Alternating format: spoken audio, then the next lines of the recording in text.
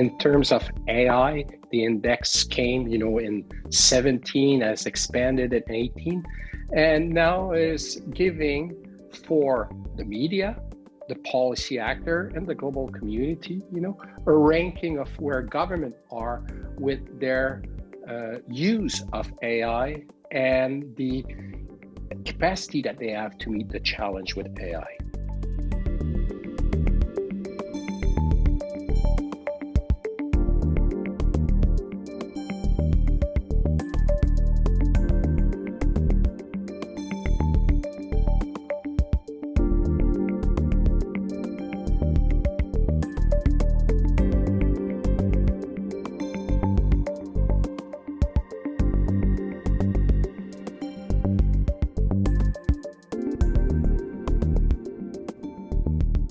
The Middle East and North Africa region really provides almost like a representative snapshot of what's going on in the world in terms of AI readiness. You have the top scoring country, which is the UAE, which is in the top 20 of the global ranking of the AI Readiness Index. But then you also have some countries like war-torn Yemen or Syria, where they score really more on the bottom of the index. So it's also interesting to see that you have like the average score of the MENA region is very close to the average score of the global index.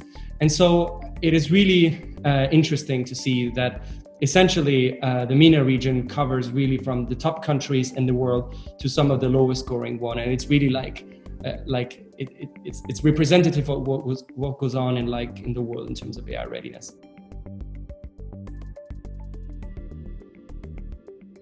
An area of improvement, certainly for the whole of the region, it will definitely be like their score in the data pillar. Right now, some of the most populous countries like Morocco or Egypt, they have a fairly low score in infrastructure and data, in particular about data representativeness or data availability.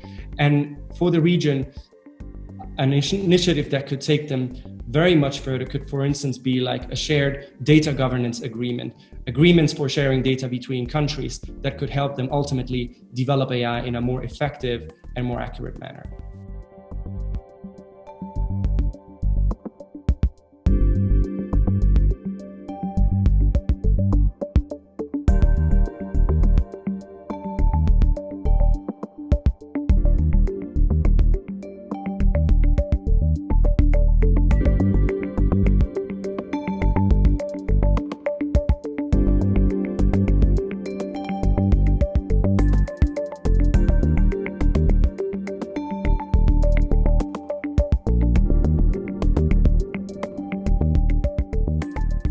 You see it transforming sectors like banking, the way that governments interact with their citizens, and even in things like agriculture.